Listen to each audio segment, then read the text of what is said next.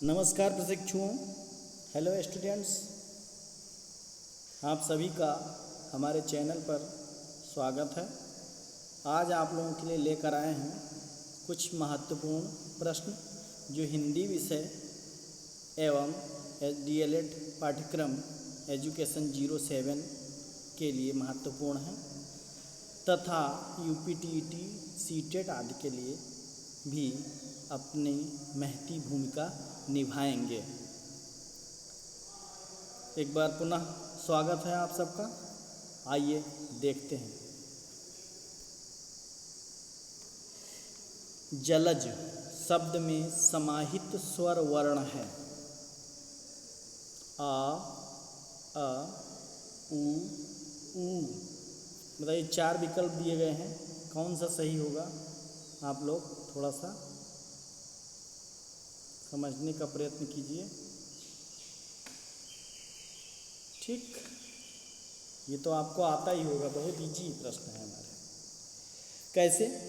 देखिए, जा में व्यंजन में अंजन छिपा होता है। अंजन अर्थात स्वर, और बिना स्वर के सहयोग के व्यंजन को बोला नहीं जा सकता।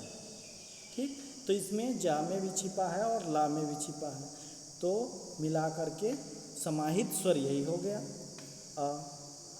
क्लियर? नेक्स्ट प्रश्न हमारा 6, अक्षर किस वर्ग में आता है?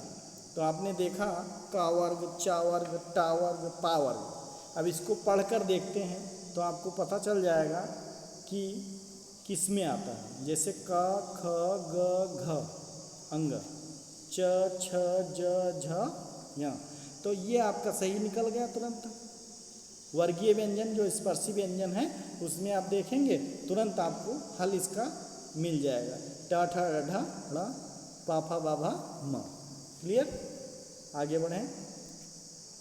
हमारे मुख के अवयवों से घर्षण करते हुए जब प्राणवायु बाहर निकलती है तो उसे कहते हैं क्या? कहेंगे बताइए। अक्षर, ध्वनि, शब्द और वाक्य। अब देखिए, यहाँ पर इसको समझने का बहुत आसान तरीका है। समझने का सबसे आसान तरीका है, देखिए, अक्षर, शब्द और वाक्य ये सब क्या है? एक ग्रेड है। लेकिन ध्वनि से ही ये सब बनते हैं, इसलिए हम क्या कहेंगे? ध्वनि को सही करेंगे। क्लियर हो गया ना? मिटा दें आपको। ठीक, यानी हमारे मुख के अवयवों से घर्षण करते हुए जब प्राणवायु निकलती है, बाहर आती है, तो उसे कहते हैं क्या? ध्वनि। और ध्वनि से, सार्थक ध्वनि से अक्षर, और सार्थक अक्षरों से, केसर से उसको कहते हैं वर्णमाला को, उससे शब्द, और शब्द से आपके वाक्य, वाक्य से अनुच्छेद, अनुच्छेद से ही ग्रंथ तैयार हो जाते हैं। क्लियर है? तो ये हो गया आपका। नेक्स्ट, श्रा, श्री वाला अक्षर बना है, जैसे श्रीमान कहते हो आप। तो यहाँ पे देखिए, लिख नहीं सके हम हिंदी में, तो आप यहाँ पे हलंत लगा लेंगे ये, क्योंकि ये आधा होगा तभी तो मिलेगा। ठीक, तो यहाँ इसका विकल्प कौन सा? श्री में क्या होगा? क्या लिखेंगे?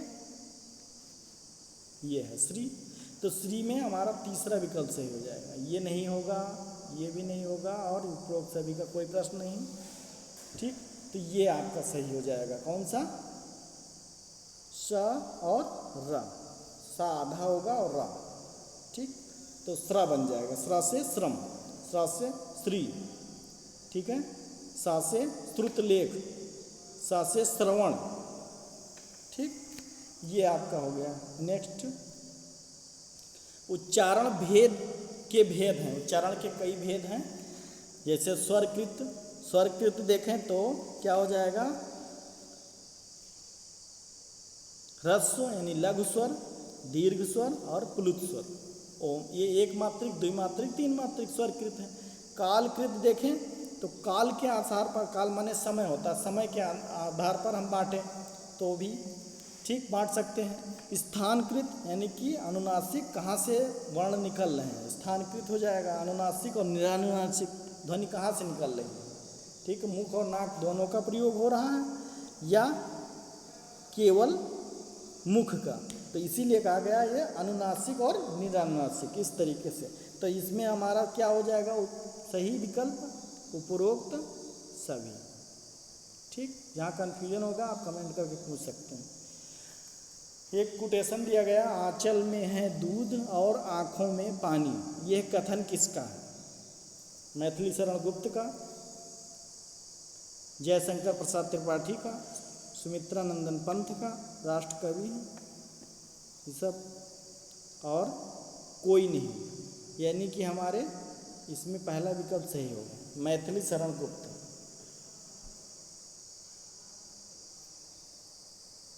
नेक्स्ट आते हैं ढ अक्षर, ढ से ढक्कन, ढ अक्षर किस वर्ग में आता है? वर्गीय व्यंजनों में जाइए। तो वैसे पहला प्रश्न जैसे मैंने बताया था या दूसरा जो भी रहा हो, दूसरा था, तो इस किस वर्ग में आता है? तो क ख ग घ ङ, ट ठ ड ढ ण, त थ द ध, इस तरीके से पढ़ डालिए, च छ ज झ, और या ला का कोई तो प्रश्न ही नहीं उठता है, ये ला का तो कोई प्रश्न नहीं उठता है, ये वर्गीय व्यंजन भी नहीं है और इसमें ढ नहीं आ सकता। तो ठीक है, ये टा ठा डा ढा ये आ जाएगा ना, सही है, यही तो रहता है ट ठ ड ढ। तो हमको जैसे शब्द मिल जाता है, ढा मिल गया, हम छोड़ दिए, बात खत्म। नेक्स्ट 8वां प्रश्न हमारा है, ध्वनियाँ एक उच्चारण में होने वाले यंत्र को प्रयत्न कहा जाता है। सॉरी यत्न, ध्वनियाँ एक उच्चारण में होने वाले यत्न को प्रयत्न कहा जाता है। यहाँ ध्वनियाँ छप गया है ध्वनियों में, या ध्वनियों के उच्चारण में होने वाले यत्न को प्रयत्न कहा जाता है। यह होते हैं, कैसे होते हैं? स्वर तंत्री में कंपन से, यानी कि जो मुख के अवयव हैं उसमें जब कंपन होता है, जब हवा का घर्षण होता है, आदान प्रदान बाहर निकलती है प्राणवायु, तो ये हो गया। दूसरा, श्वास की मात्रा, आप ज़्यादा हवा भरते हैं, कम मात्रा, अल्प प्राण महाप्राण, देख रहे हैं ना, तो ठीक है, श्वास की मात्रा से भी, जिह्वा और अन्य अवयवों के द्वारा भी। तो इसका मतलब क्या हो गया? ये उत्तर आपका सही हो गया, उक्त सभी, ये सभी से यत्न को प्रयत्न कहा जाता है। ठीक, यानी इसको फिर से प्रश्न देखिएगा, ध्वनियों के उच्चारण में होने वाले यत्न को प्रयत्न कहा जाता है और यह होते हैं सभी के द्वारा। ठीक, यत्न सभी के द्वारा किया जाता है, तब जाकर सार्थक ध्वनि निकलती है। अगला प्रश्न हमारा, स्वर वर्ण होते हैं घोष अघोष, ए और बी दोनों, उपरोक्त में से कोई नहीं। ये तो बहुत सरल शब्द है, तमाम कंपटीशन में ऐसे वर्ण पूछे जाते हैं, ऐसे सब प्रश्न पूछे जाते हैं। यानी कि जितने स्वर होते हैं आपको पता होना चाहिए, वो सब घोष होते हैं। ठीक है, ये बिल्कुल सीधा, ये सारे कट हो जाएंगे। ठीक, अगला देखिए, अशुद्ध उच्चारण के कारण नहीं है, ये बताना है आपको। अशुद्ध उच्चारण किन किन कारणों से होता है, ये आप यदि जानते हैं तो आप इस उत्तर का सही हल दे देंगे। जैसे भौगोलिक प्रभाव, यानी अशुद्ध उच्चारण का कारण है भौगोलिक प्रभाव, शारीरिक दोष है, और कोई नहीं का तो कोई प्रश्न ही नहीं उठता है, कोई नहीं का कोई प्रश्न नहीं उठता है, और ध्वनि तत्व का ज्ञान कराना, यही आपका सही उत्तर होगा। क्योंकि यदि ध्वनि तत्व का ज्ञान नहीं है, करा देंगे तो ये उच्चारण शुद्ध हो जाएगा। ठीक है, ध्वनि तत्व का ज्ञान कराएं तो उच्चारण शुद्ध हो जाएगा। और ये सब कारण हैं जो भौगोलिक प्रभाव के कारण से शुद्ध उच्चारण नहीं होता है, और शारीरिक दोष के कारण भी नहीं होता है शुद्ध उच्चारण। ठीक, वाग दोष हो गया, जैसे श्रवण दोष, कोई भी दोष शारीरिक होता है तो कुछ ना कुछ कमियाँ आती हैं। अनुनासिक व्यंजन होते हैं, अनुनासिक व्यंजन कैसे होते हैं? प्रत्येक वर्ग का पंचम वर्ण, प्रत्येक वर्ग का छठा वर्गीय व्यंजन जो है, प्रत्येक वर्ग का चौथा वर्ण, और इनमें से कोई नहीं। ठीक, सबसे पहले प्रत्येक वर्ग का यही सही होगा, प्रत्येक वर्ग का ये वाला। ठीक, प्रत्येक अनुनासिक व्यंजन क्या होता है? प्रत्येक वर्ग का 5वां वर्ण, जैसे त थ द ध न प फ ब भ म यारा लावा, तो वो ये तो होगा नहीं, यानी कि जो वर्गीय व्यंजन में उसी में 5वां क्या होता है? अनुनासिक होता है। ठीक, अगला प्रश्न, इसको डिटेल पहले कर चुके हैं इसलिए नहीं बता रहे हैं, ज़्यादा ध्यान। श्रवण कौशल शिक्षण की विधियां हैं। श्रवण कौशल को बढ़ाना है तो प्रश्न उत्तर करो, यानी प्रश्न सुनेगा तभी तो उत्तर देगा। सस्वर वाचन करोगे यानी तो वो श्रवण करेगा, सरस्वर वाचन में आदर्श वाचन करेंगे तो वो सुनेगा।